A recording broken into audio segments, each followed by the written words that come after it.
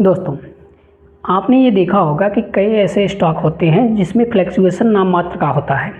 ना तो वो ज़्यादा ऊपर जाते हैं, ना तो ज़्यादा नीचे जाते हैं। उसमें एक कांस्टेंट पोजीशन कई दिनों से चली आ रही होगी।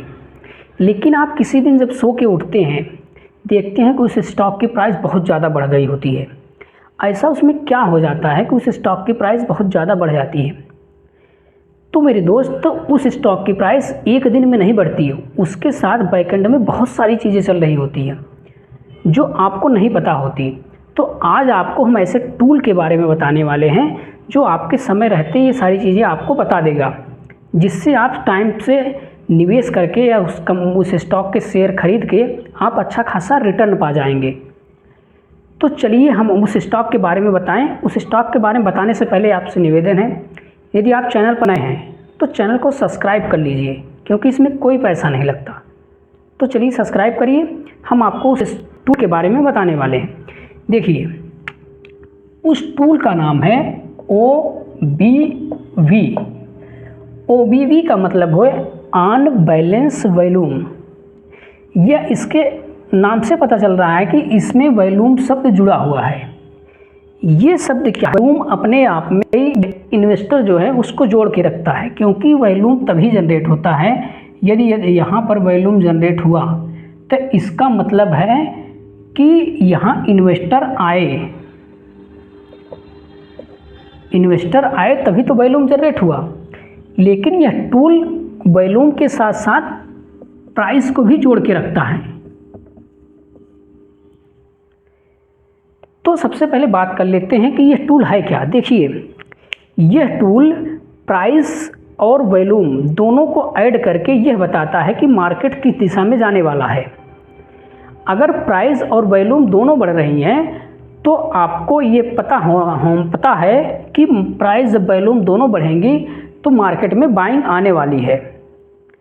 अब बात कर लेते हैं कि यह टूल अन्य टूल से कैसे भिन्न है। देखिए, जैसा कि मैंने आपको बताया कि यह टूल प्राइस प्लस वॉल्यूम दोनों को लेके चलता है। यदि प्राइस और वॉल्यूम, प्राइस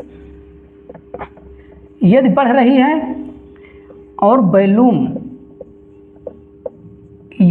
भी बढ़ रहा है तो इसका मतलब ये है कि बाइंग आने वाली है। यहाँ पर बायर इकट्ठा हो रहे हैं, मार्केट को ऊपर ले जाएंगे। अगर यही उल्टा हो जाए, प्राइस घट रही है और वॉल्यूम भी घट रहा है, तो इसका मतलब सेल साइड आने वाला है कि यहाँ पर बायर नहीं है। यहाँ सेलर जो पहले से मौजूद हैं वो अपनी बिकवाली करने की सोच रहे हैं, अपने शेयर बेचने की सोच रहे हैं। ये है अन्य से इसकी भिन्नता, क्योंकि इसमें वॉल्यूम होता है तो इसलिए इसका जो एक्यूरेसी परसेंटेज है वो बहुत ज़्यादा बढ़ जाता है। अब देखिए, किसी भी टूल को सही से समझने के लिए हमें उसे ये जानना बहुत ज़रूरी है कि वह टूल काम कैसे करता है।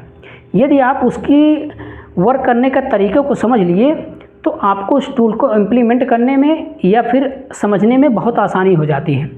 तो दूसरा पॉइंट ये जान लेते हैं कि कैसे वर्क करता है यह टूल।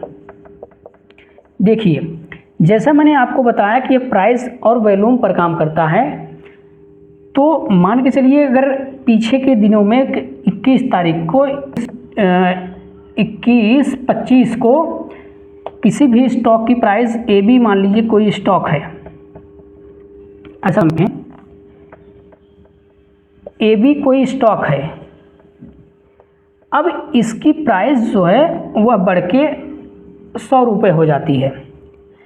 फिर अगले दिन इसकी प्राइस 105 रुपये हो जाती है। फिर अगले दिन इसकी प्राइस 110 हो जाती है। आपने क्या देखा, यहाँ पर 5 रुपये बढ़ा, फिर यहाँ 5 रुपये बढ़ा। अब इसमें क्या हो रहा है, जो अगले दिन इसकी प्राइस होगी ये वॉल्यूम वहाँ ऐड हो जाएगा, यहाँ वॉल्यूम ऐड होता जा रहा। यही यदि स्टॉक की प्राइस AB स्टॉक की प्राइस यहाँ पर गिर रही होती, पहले 100 रुपये थी, अब ये 95 हो गई, 95, फिर अगले दिन हो गई 90। अब आप क्या देख रहे हैं, यहाँ वॉल्यूम घट रहा है, मतलब जो वॉल्यूम था उसमें गिरावट आ रही है, मतलब यहाँ पर बायर नहीं आए, यहाँ पर डिमांड कम हो गई, यहाँ पर सेलर आ गए। तो यह इसके कार्य करने का तरीका है। ये कहने का अर्थ ये है कि यह वॉल्यूम को जोड़ के चलता है। अगर प्राइस बढ़ रही है तो वॉल्यूम भी बढ़ रहा है, तो इसका मतलब है कि बहुत अच्छी बाइंग आने वाली है। अगर प्राइस बढ़ रही, वॉल्यूम घट रहा है, तो इसका मतलब है कि वहाँ डाइवर्जेंस आने वाला है, पॉज लेके मार्केट किसी दिशा को तय करने वाला है। अगर प्राइस भी घट रही है, वॉल्यूम भी घट रहा है, तो इसका मतलब वहाँ सेल साइड आने वाला है। अब बात कर लेते हैं तीसरे पॉइंट की। जो तीसरा पॉइंट है FII और DII।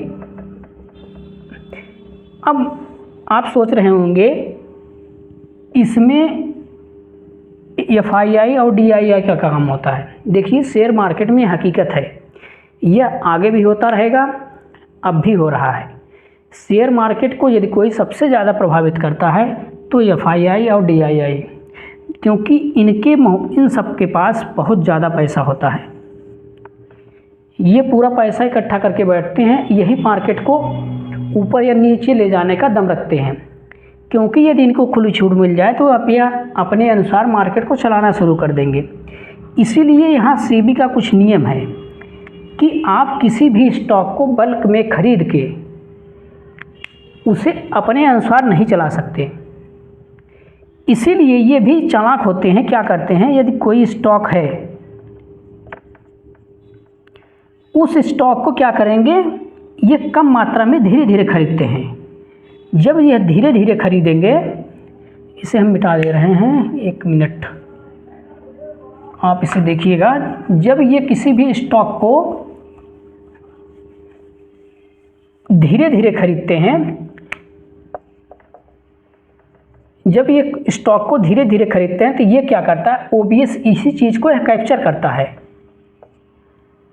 OBS क्या करता है, ये किसी की चीज़ को कैप्चर करता है। यदि स्टॉक मान लीजिए कि उसमें ये खरीदारी कर ली है और उसमें मूवमेंट ना के बराबर हो रही है, वह स्टॉक बहुत ज़्यादा ऊपर न बहुत ज़्यादा नीचे, एक कांस्टेंट दिशा में चल रहा है।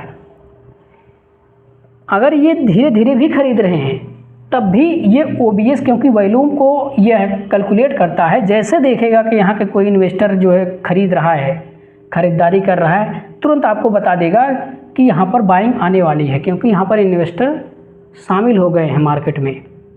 अब वह मार्केट को तय करेंगे किस दिशा में ले जाना चाह रहे हैं। यदि आप इन्वेस्टर के साथ, जो बड़े इन्वेस्टर हैं उनके साथ अगर या आप मार्केट में चलते हैं तो आपको अच्छा खासा प्रॉफिट मिल जाएगा। उनके अपोजिट जहाँ जाएंगे तहाँ आपको नुकसान होगा। ये बता देता है कि जो बड़े इन्वेस्टर है वो मार्केट को किस दिशा में ले जा रहे हैं, आप भी उसी दिशा में अपनी पोजीशन बना लीजिए। पहले से पोजीशन है तो आप निकल भी सकते हैं टाइम से, अगर मार्केट को नीचे ले जाना चाह रहे हैं। अब बात आती है चौथे नंबर की कि भाई ये तो मैंने सब सीख लिया, ये क्या होता है, कैसे काम करता है और इसकी ख़ास बात क्या है, ये सारी बातें तो मैंने सीख ली, लेकिन अब इसको चार्ट पे कैसे इम्प्लीमेंट किया जाए। देखिए, इस इंडिकेटर को या इस टूल को चार्ट पे इम्प्लीमेंट करने के लिए आपको कुछ नहीं करना है। सबसे बढ़िया जो टूल है चार्ट का वो ट्रेडिंग व्यू है, उस पे जाइए और इसको टाइप कर दीजिए, वहाँ ये इम्प्लीमेंट हो जाएगा। ये भी अन्य टूल की तरह 3 दिशा में चलता है, ऊपर, नीचे और साइडवेज। साइडवेज तभी होता है जब वो डाइवर्जेंस लेता है कि वो क्लियर नहीं होता कि मार्केट हम किस दिशा में जाने वाला है। ये साइडवेज होता है तो किसी एक दिशा में फिर कुछ चलने के बाद किसी एक दिशा को या ऊपर या नीचे चल देता है मार्केट। अब सबसे बड़ी बात है, कोई एक टूल इतने बड़े मार्केट को कैप्चर तो कर नहीं सकता, उसके लिए चाहिए आपको एक और टूल जो इसके साथ मिलके मार्केट को और अच्छी दिशा दे सके और अच्छी आपको मूवमेंट दिला सके। तो उसके लिए मैं यूज़ करूँगा मूविंग एवरेज, क्योंकि मूविंग एवरेज या इंट्राडे के लिए भी या फिर किसी स्टॉक के लिए भी, जो भी निवेश कर रहे हैं उसके लिए भी ये फ़ायदेमंद होता है। इसलिए मैं इस मूविंग एवरेज को यहाँ यूज़ करूँगा। यदि आप इंट्राडे के लिए यूज़ करेंगे तो 200 दिन का मूविंग एवरेज यूज़ करिए, नहीं तो 50 दिन 100 दिन का भी आप यूज़ कर सकते हैं। लेकिन जो मैं आपको सजेशन दूंगा, यदि आप इंट्राडे ट्रेडिंग करेंगे तो 200 दिन का मूविंग एवरेज लगाइएगा। अब देखिए, यदि ये मूविंग एवरेज की लाइन है, मूविंग एवरेज हो गया और ये हो गया OBV, ये यदि मूविंग एवरेज को काट के ऊपर जा रहा है, क्रॉस कर दे, नीचे से ऊपर क्रॉस करे, तो आप मान के चलें यहाँ पर बाइंग आएगी, यहाँ पर आप सेल नहीं करेंगे, आप बाई करेंगे। और यदि पहले से कंडीशन में है तो आप निकल जाइए। यदि आप मूविंग एवरेज ये OBS की लाइन, OBV की लाइन ऊपर से नीचे क्रॉस कर रही है, तो आप ये समझिए कि मार्केट में सेल आने वाला है, सेलर जो है हावी हो रहे हैं, ये मार्केट को नीचे ले जाएंगे। तो ये रहा आपका इंडिकेटर। अब आगे की दूसरे इंडिकेटर को लेके आऊँगा। वीडियो देखने के लिए धन्यवाद।